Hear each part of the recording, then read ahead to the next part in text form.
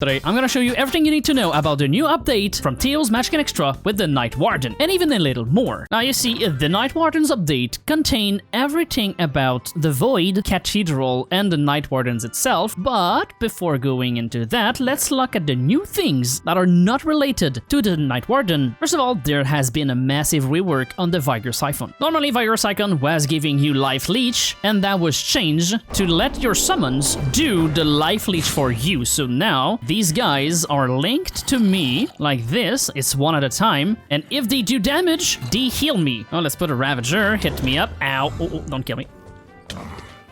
Oh, there we go. I died. And that's the other effect of the Vigor Siphon. It lets my minions to take the damage instead of me. So it's like a totem, but with your minions. And then we have two new bracelets with two brand new combo effect. First of all, there's the Cryostorm bracelet. You're gonna need to find a crusted Cryostorm bracelet, which can be found in Ancient City's ice box or in the Icebreaker's Captain quarter chest. If we go in here, there could be one here. There we go. Frosted Cryostorm bracelet. Now from there, you need a pearl from Alex Cave and a Permafrost shard from Iron Spells and Spellbook, and you can make the Cryostorm bracelet. And that makes that if entities is affected by the wet effect, all the spells that have the wet effect are on the screen right now, dealing ice magic damage to them trigger a Cryostorm, summoning a blizzard that deals continuous damage and slows nearby entities for 5 seconds. The damage scale with the wet effect and the power of the spell. It can only occur every 8 seconds. Then we have the Shattered Hydrocharge bracelet, which can be found in the Acropolis from Elender's Cataclysm in the treasure chest. So there could be one here. There it is, Shattered Hydrocharge bracelet. And this basically works the same way as the Cryostorm one. You need a pearl and a lacrima to activate it, and once you activate it, it still works with the wet effect, but this time dealing lightning damage. Trigger a Hydrocharge, causing you to take bonus damage and chain lightning to nearby entities. And again, the damage scale depending on the power. And now that we're done with the stuff outside the Void Cathedral, so first of all, of course, the Void Cathedral can be found inside the end. To help you find the cathedral, you can craft the Eye of Nothingness with some obsidian bricks, crying obsidian, an Eye of Ender, and an ancient knowledge fragment. And this eye works like any eye to find a structure. It's gonna lead you towards it. Well, okay, maybe not this one? Hold on. Why is it leaving? What? I think the eye, like, locked in another one. Anyway. And in the Void Cathedral, right there in the center on the altar, you will find the Nightwarden sleeping or sealed, I don't know. And to wake him up, you will need the Excrucis. But to get the Excrucis, you will need to find Withered Excrucis. It can be dropped, well, from the Nightwarden itself, or can be found inside, it's not here, okay. It can be found inside the chest of the Void Cathedral. Oh, there we go. We have an Excrucis. It's not even withered. It's a full-on Excrucis. And these chests upstairs can contain some really good loot. Oh my god. Not a lot of Excrucis, mostly other type of loot. The updates contain 3 new blocks. The Runic Purple block, which is decorative, but the Chorus bookshelf and the Obsidian bookshelf. And since we have Apothic power that comes with the mod as a dependency, you can see that the bookshelf has an enchantment power of 1, the Chorus one has an enchantment power of 1.39, and the Obsidian has an enchantment power of 2, which means getting this has a better enchantability than normal bookshelf. And if we go up in the cathedral to the 2nd floor, you will find a lot of those, but you need a diamond pickaxe to mine it. There's also, there we go, some golems. Oh my god. And these Void Shelf Golem will summon the Void Tome. Killing the Void Tome will give you Void Manuscript, and you'll need that later for some trading. So you might not want to kill the Void Shelf Golem, as this is a renewable way to get Void Manuscript. You can also find them in the chest. In the chest, you can find a Nen Eruption Bomb. And what it does is it bounces on entities, it bounces on walls, just like this, and when it hits a block, the top of a block, it explodes, dealing 20 damage, plus 2 bursts of 10 damage. And the damage scale with your Ender spell power. In the big chest, under the altar, you can find a pocket black hole. You can wear this on a belt, and it's gonna draw experience orb naturally towards you. And with the black hole, you will be also able to craft a Wand of the Final Light, a special weapon crafted with an ancient metal weapon part. This is just the normal weapon part from Iron Spells and Spellbook with some ancient metals. And this is the only way to cast the new spell, Supernova. The Supernova, I don't have enough mana, hold on. All right, here we go. Here we go. The staff by itself gives you a 15% cast reduction time, a 20% cooldown reduction, and a 20% ender spell power. It does also 12 attack damage. So it's a pretty strong weapon, but the most important one, that costs 600 mana, is the Supernova. So let's cast it right here. It has a 6-second casting time, and it creates a Supernova that will grow until the Supernova turns into a black hole. And this will suck in every entity just like the normal black hole from the mod, but this one is a bit more strong.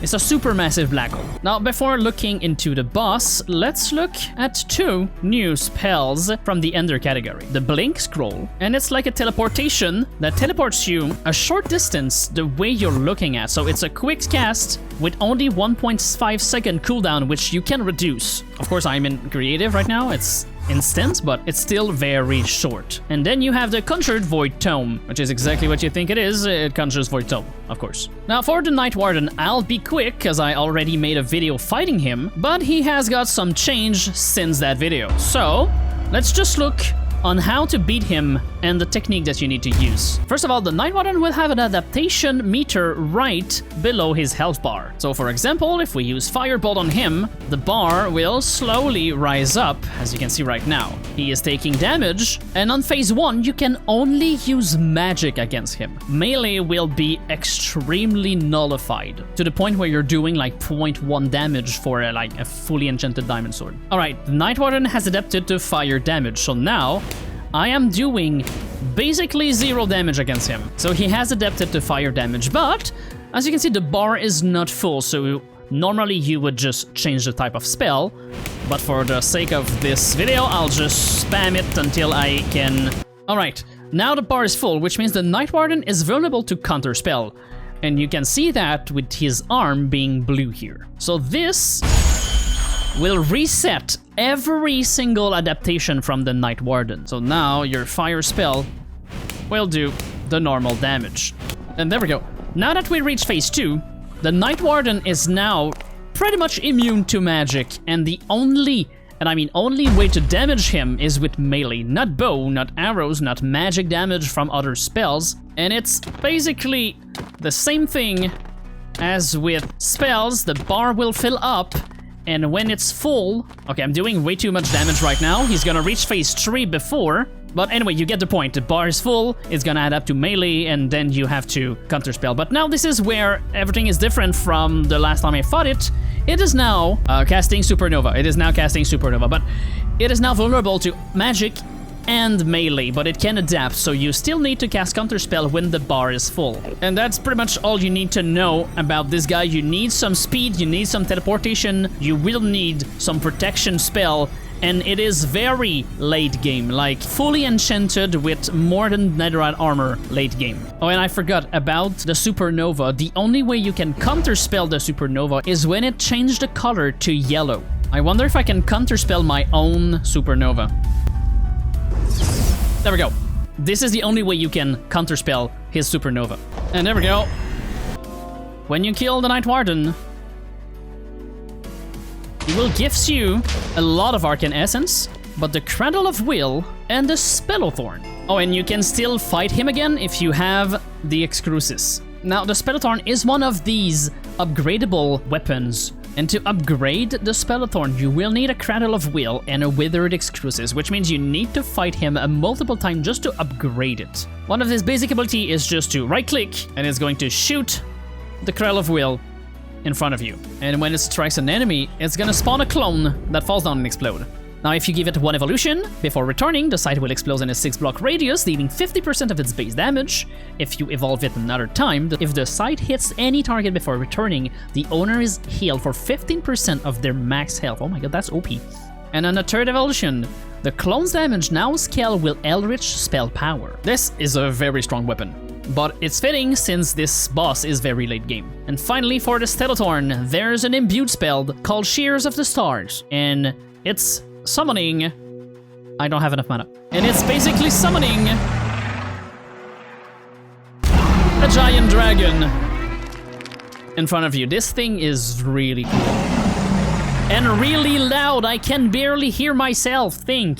Ooh, it Particles are pretty. So that's everything with the Stellar Thorn. Now, the Cradle of Will locate the Fading Mage. So let's return to the overworld to find the mage. And once again, just like any other eye, you can find the Fading Mage with this. So when we reach the destination, there it is. Now it's pointing at the right place. It is going down because this guy is very deep. And oh, he's right next to an ancient city. How fitting, but it is not part of the ancient city. That's just a coincidence. He has his own structure right here. It is basically the Nightwarden, I think. But after some dialogue, you can trade with the Fading Mage, and this is where the Void Manuscript are useful, because you can buy Obsidian Bookshelf, Legendary Ink, Epic Ink, and most importantly, the Eldritch Upgrade Orb. The journal number 2 can be found in the Void Cathedral, which means you can have an Eldritch upgrade pretty much almost for free, but then it's costing a lot. And the Eldritch Upgrade Orb is basically the same thing as any upgrade, it's just 5% Eldritch spell power. I am unsure what are all of the trades, like right here, we can have a Pocket Black Hole. I guess all of the items from the Void Cathedral can be traded.